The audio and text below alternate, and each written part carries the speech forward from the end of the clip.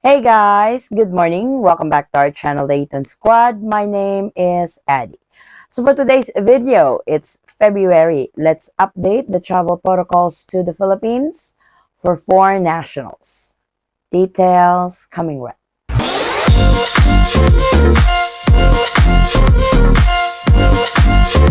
So today is February the 1st. Wow, we are on the second month of the year already. It's like we were just celebrating New Year's the other day, and now it's February.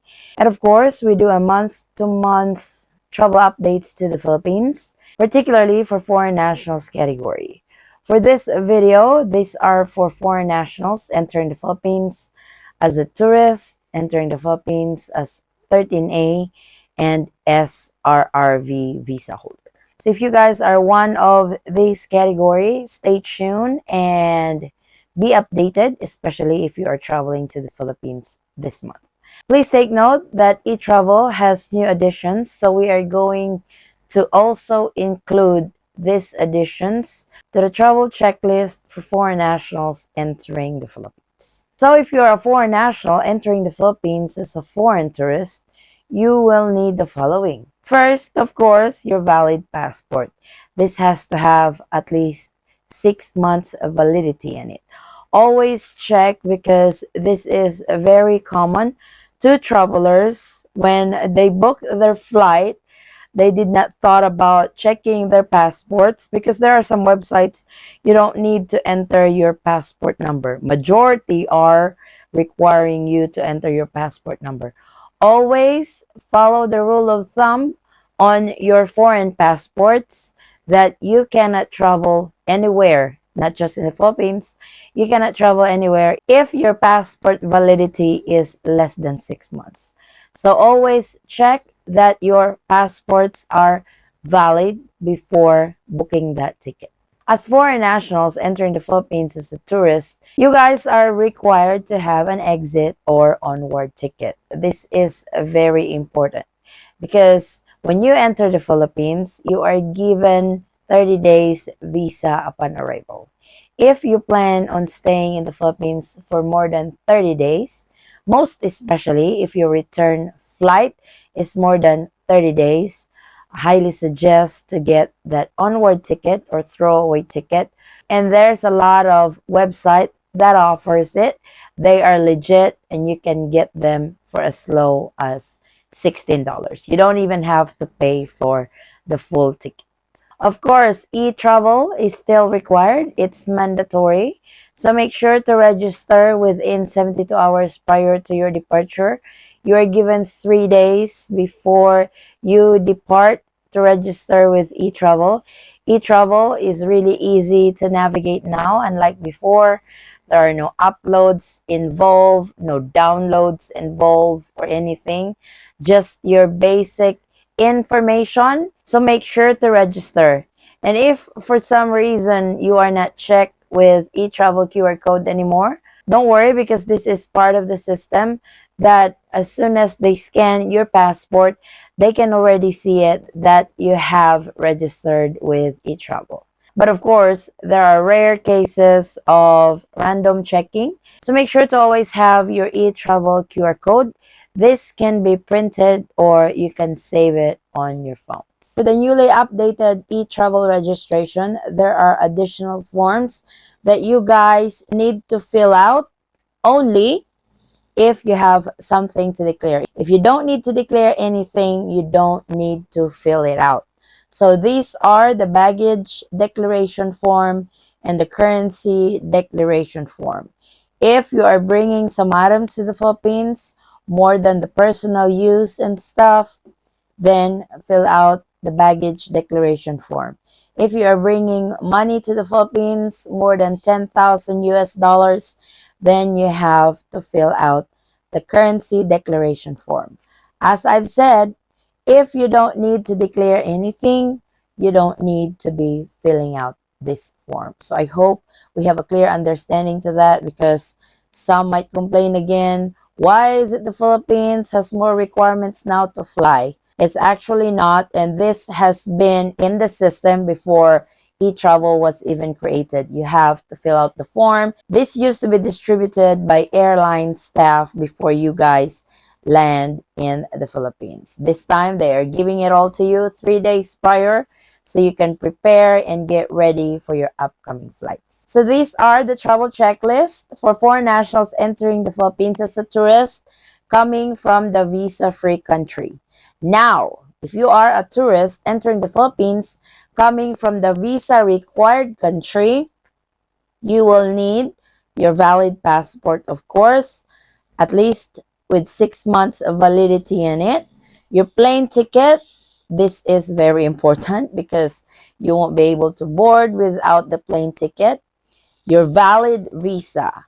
So if you are a foreign national coming from a visa required country, you have to have a valid visa before you can enter the Philippines. You have to apply at the nearest Philippine consulate or embassy in your area for the visa. Then, of course, the e-travel registration, register within 72 hours. And as I've mentioned earlier, the currency declaration form and the baggage declaration form, only fill it out if you have something to declare. For foreign nationals entering the Philippines as a 13A visa holder, 13A is a type of resident visa into the Philippines. For foreign nationals entering under this category, of course, you need your foreign passport, valid at least 6 months. So make sure to check on that. Your plane ticket, the perks of being a resident of the Philippines, they will not require you a return ticket or an onward ticket or an exit ticket. You can travel to the Philippines on a one-way ticket as 13A visa holder. Of course, you will need your ACRI card because as a 13A, you have your ACRI card. This is your proof. It's an ID. This is your proof that you are a resident of the Philippines. Of course, e-travel registration. Just because you're a resident of the Philippines, this will exempt you from e-travel registration. Unfortunately, it's not. It's mandatory to all incoming travelers to the Philippines. So make sure to register with e-travel within 72 hours prior to your departure. As I have mentioned earlier, if you have something to declare on the addition on e-travel registration, if you have something to declare, fill out the baggage declaration form. And if you are bringing money to the Philippines, especially if it's over 10,000 US dollars, then fill out the currency declaration form. If any of those is not in your concern or you're not really bringing in any of these, then you don't need to fill out the baggage declaration form and your currency declaration form. As a 13A, according to the Bureau of Immigration, you have re-entry permit and some documentations that will be given to you before you depart from the Philippines. Make sure to keep those. That way, when you come back, you can show it to the immigration officer if they ask for it. Now for SRRV, SRRV is a type of resident visa also in the Philippines. If you are an SRRV visa holder traveling to the Philippines this month, February 2024, you should have a valid passport, at least with 6 months validity, as I explained in the other category earlier. Plane ticket, you should have it also. The perks of being an SRV visa holder, you can also book a one-way ticket as a resident of the Philippines. You're not required to show return ticket or throwaway ticket. E-travel registration is still required. You have to register with e-travel within 72 hours prior to your departure. You can print the QR code or you can save it on your phone. As I have explained earlier, as soon as they scan your passport, they can already see it in the system that you have registered with e-travel also. Don't forget the baggage declaration form and currency declaration form. These are the added form on e-travel registration. Only fill this out if you have something to declare. I have already mentioned this on the previous categories that we have discussed. So if nothing to declare, you don't need to fill this out. I will be making a video on how to fill out the baggage declaration form and the currency declaration form for your reference. If you guys are one of those travelers who needs to declare some stuff that you brought into the Philippines or the money that you have brought into the Philippines.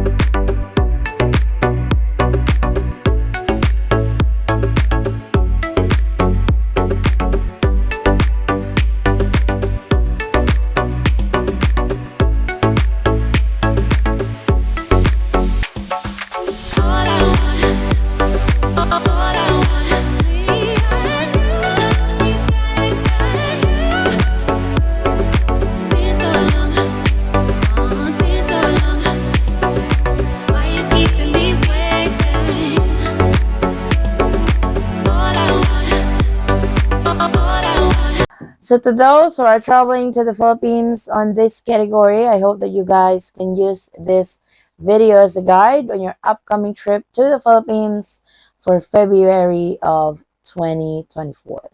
This is our latest travel updates to the Philippines. Thank you guys so much for watching. If you have any questions, concerns, or inquiries, please comment it down below, or you can direct message me on our Facebook page, same handle, the Eaton Squad. Again, guys, thank you so much for the continued support and trust to our channel and to our family. I hope to see you in our next travel update. Stay safe, stay healthy, and God bless everyone.